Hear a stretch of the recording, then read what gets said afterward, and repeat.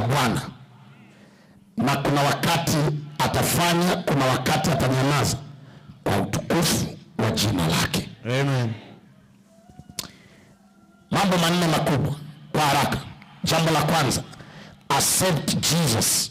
Nilisema juzi na kuongezea verse, Romans 10 verse 9. Accept Jesus Christ as the Lord and Savior. Mkubali Bwana kama Mwokozi kwa maisha yako tunapomaliza mikutano hii asubuhi leo.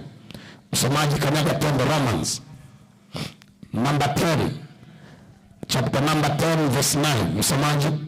Kwa sababu umukiri Yesu kwa kinywa chako ya kuwa ni Bwana. Unasoma lugha gani? Ni Warumi 10:9. Amekosa kusikia kwamba umeanzaje. Haya Sam. Kwa sababu umukiri Kristo kwa kinywa chako. Wewe hiyo Biblia si unayo? Naam. Haya, kwa sababu ukimkiri. Kwa sababu ukimkiri Yesu. Sasa mbona unanidanganya? Biblia iko, nimekwambia, nimepita tu Warumi wiki iliyopita. Asante. Haya twende. Kwa sababu ukimkiri Yesu, kwa sababu ukimkiri Yesu kwa kinywa chako ya kuwa ni Bwana, kwa kinywa chako ya kwamba Yesu Kristo ni Bwana, na kuamini moyoni mwako, ya kuwa Mungu alimfufua katika wafu, ya kwamba huyo Mungu alimfufua Yesu katika wafu, utaokoka. Tuseme amen. Amen. Hebu rudia tena hiyo verse, so powerful. Kwa sababu ukimkiri Yesu kwa kinywa chako ya kuwa ni Bwana. Hebu tuseme ukimkiri Yesu kwa kinywa chako kwamba ni Bwana. Kwa kumkiri Yesu kwa kuwa. Hebu sema tena, ukimkiri Yesu kwa kinywa chako kwamba ni Bwana. Jamani, Bwana asifiwe.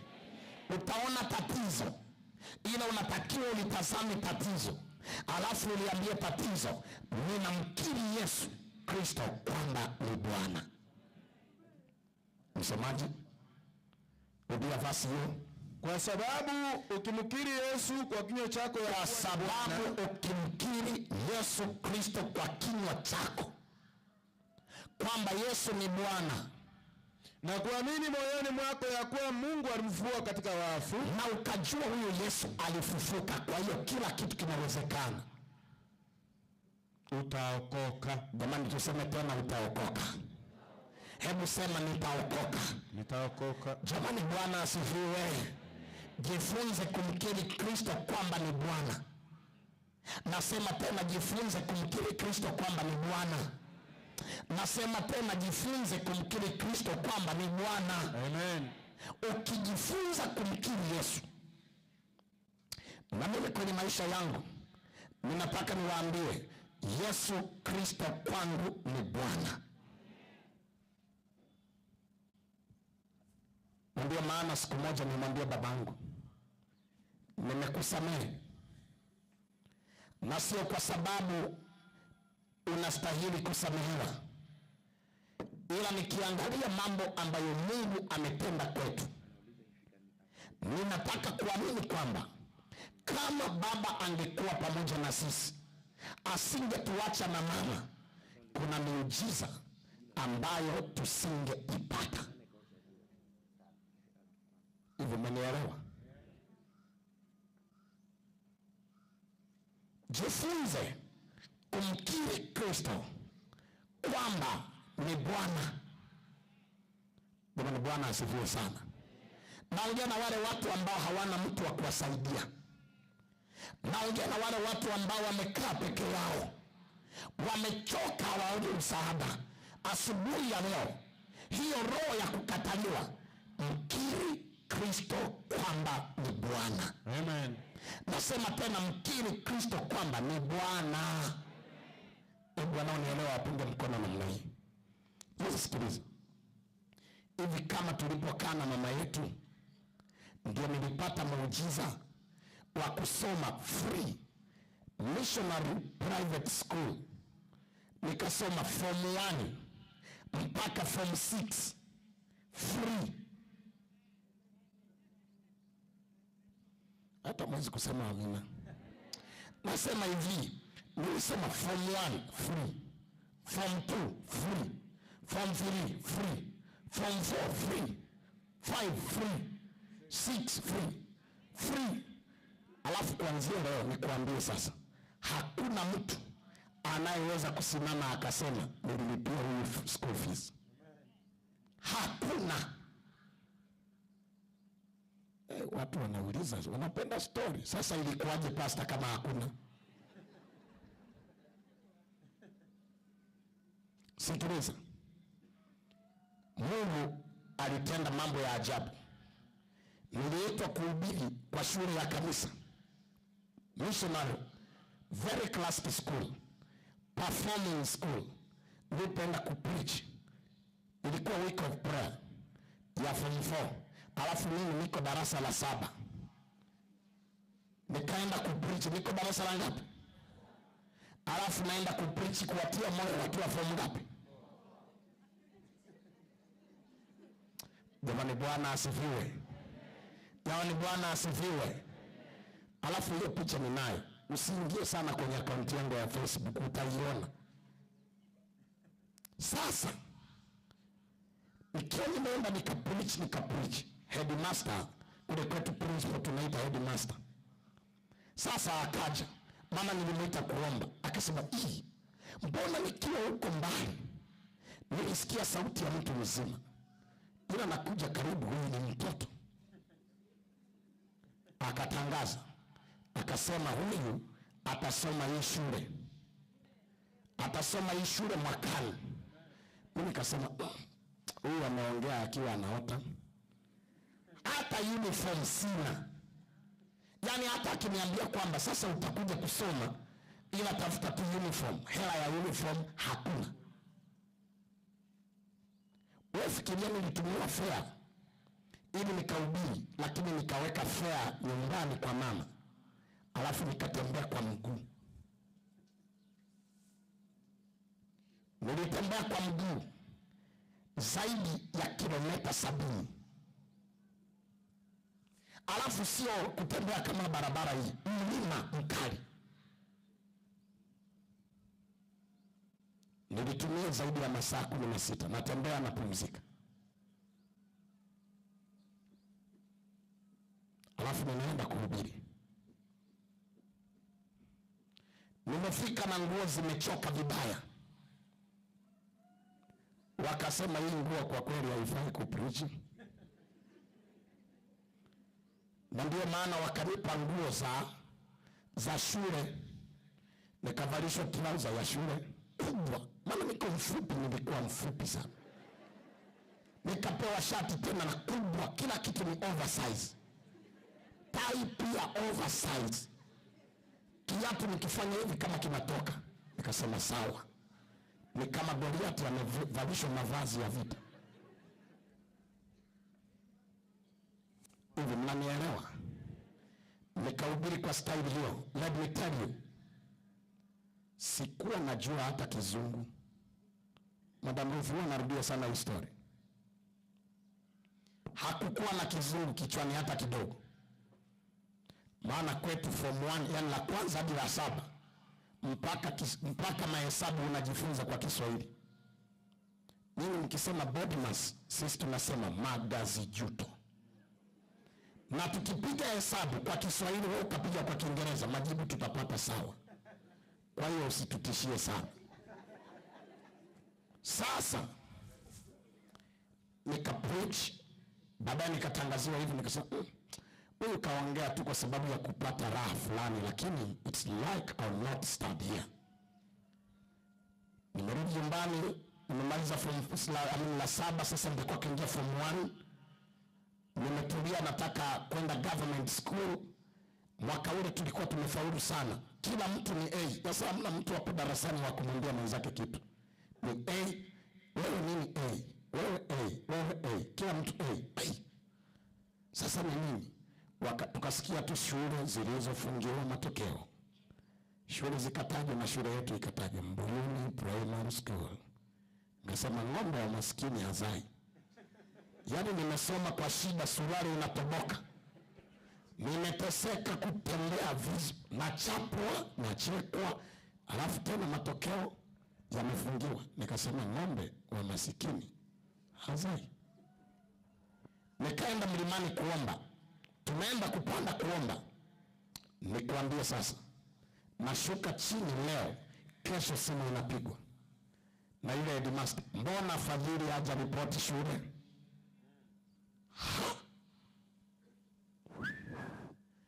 Ikaja assignment. Nikamwambia mama, mimi kesho naenda wapi? Naenda wapi? Sasa sina hata hela ya kununua uniform, hata fare sina. Na usipende roho inasema sina. Kuna roho inaitwa, yaani ukiamka tu, mimi hicho sina. Sina. Mpaka watu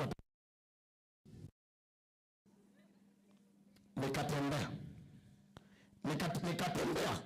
Nikaenda shule. Naingia shule nimevaa vitu vya ajabu vile vile.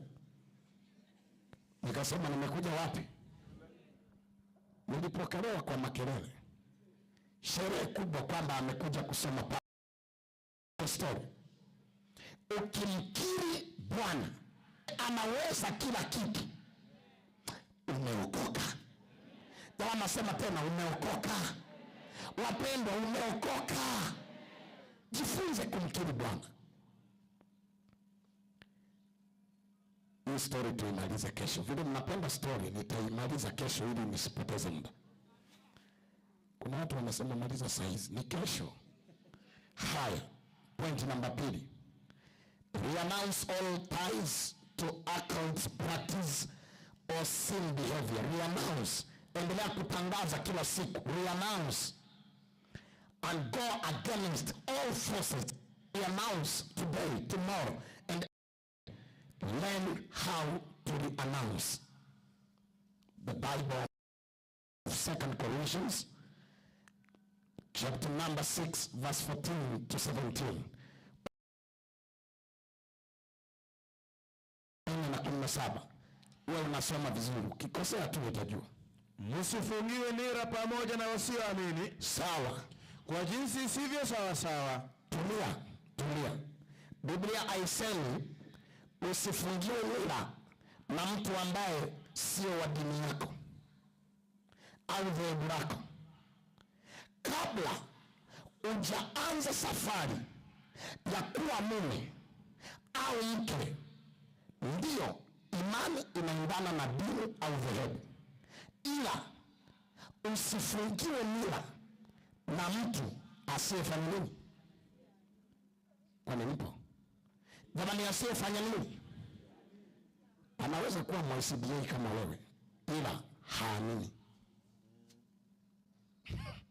Walionielewa waseme amina. Amen.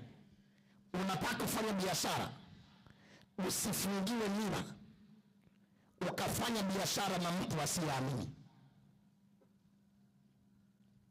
Unataka kufanya mambo makubwa, usifungiwe nira na mtu asiyefanya nini?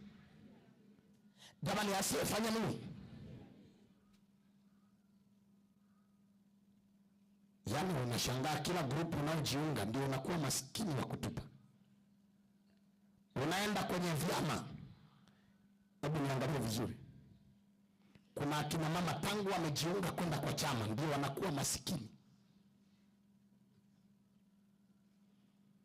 Maana umefungiwa nira na asiyefanya nini? Hivi mnanielewa?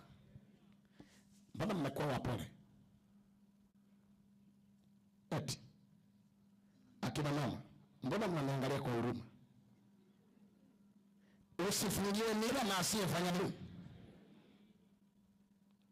Hata mama yangu nilimwambia, baada ya kuwa ameingia kwenye madeni makubwa, maana amefungiwa nira na chama na watu wasiofanya nini?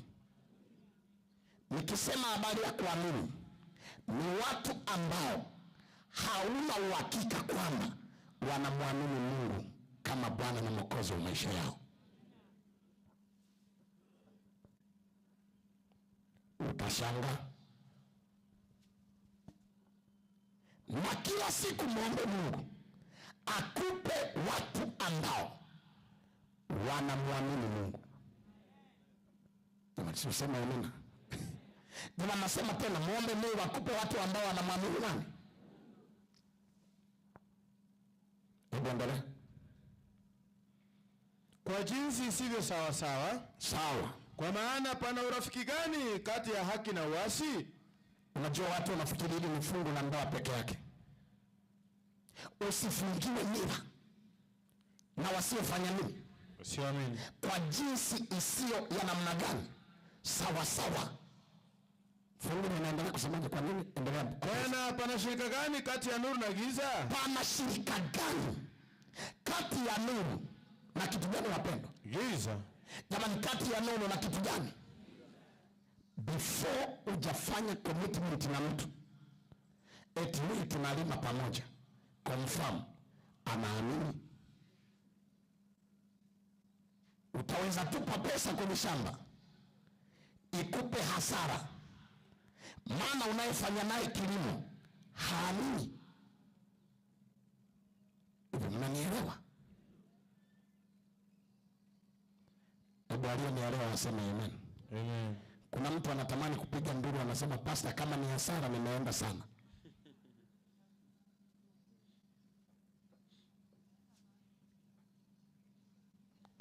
Jamani, nasema tena, usifungiwe nira na asiyefanya nini? Asiamini. Si ndio nimeambia wiki hii tunafungua vitu vikubwa. Usifungiwe nira na asiyefanya nini? Unatafuta visa na mtu asiyeamini, utaenda kweli? Mwambie jirani yako, unaelewa? Kuna watu mpaka roho ashuke mwenyewe na bado hawataelewa. Ngoja nikupe kazi. Wewe ambaye unaona ndoa yako haiendi sawa, Biblia inasema pana shirika gani kati ya nuru na giza? Na kitu gani? Giza. Sasa mume ni giza, mke ni nuru. Ama mume ni nuru alafu mke ndio nini? Giza. Patawezekanaje hapo ndoa kukaa sawa? Wanakuja wachungaji mpaka wenye vitambi vikubwa, matumbo makubwa na sauti nzito, kukemea roho ya kuachana. Hamtakuja kushinda kama hamjaanza safari ya kuamini pamoja. Hebu aliyenielewa aseme amen. Amen. Kabla haujaendelea mbele, moja ya sababu ambayo watu wamekaa na nguvu za giza bila kujua, wamefunga ndoa na wasioamini. Hivi mmenielewa? Na tatizo mkielewa, mnakuwa na huruma. Hebu punga mkono asubuhi ya leo. Ninataka uende kwa yule unafanya naye biashara, uende naye kwenye magoti na umwambie, Bwana, ninaomba umsaidie mtu huyu ili aamini. Jamani, ili aamini, ili twende pamoja katika safari ya imani. Nikisema safari ya imani, nimesema sio dini kwanza, sio dhehebu kwanza. Imani inatangulia, dini inakuja, dhehebu linakuja. Pasipo imani haiwezekani kumpendeza nani? Jamani, kumpendeza nani? Mungu. Hivi walioelewa hiyo point number 2 si waseme amen? Jamani, tuseme tena amen. Usiendelee kwenda hasara, usiendelee kwenda nini? Maana hakuna shirika kati ya giza na nuru. Malizia hiyo verse. Tena na ulinganifu gani kati ya Kristo na Beliari? Kristo na Beliari. Beliari. Si ndio? Hebu rudia hiyo mavasi vizuri. Tena pana ulinganifu anza verse vizuri, hiyo nyingine hapa juu. 15 imeanzia hapo. Anzia hapo juu, nimekuambia. Usifungiwe nira pamoja na wasioamini. Usifungiwe nira pamoja na wasiofanya nini? Wasioamini. Jamani, wasiofanya nini? Usijifunge na mtu asiamini. Malizia. Kwa jinsi isivyo sawa sawa. Kwa jinsi isivyo sawa sawa. Kwa maana pana urafiki gani kati ya haki na uasi? Haki haiwezi kukaa na uasi. Tena pana shirika gani kati ya nuru na giza? Dakika zangu zinaenda, zimeisha. Haya, twende. Pana shirika gani kati ya nuru na giza? Nuru na giza. Ninaomba nikwambie asubuhi ya leo, mpendwa, unaweza kwa kuelewa mambo haya. Jamani, Bwana asifiwe. Salamu, mtaniruhusu acha nimalize hizi dakika 4 zimebaki kabisa. Point namba 3.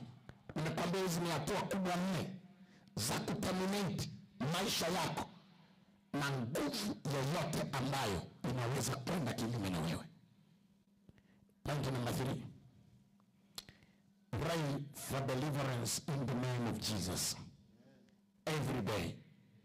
Pray for what? Deliverance of the name of Jesus. Every day. Verse Luke chapter number 10 verse 19. Luka 10:19. Tazama, nimewapa amri ya kukanyaga nyoka na inge na nguvu zote za yule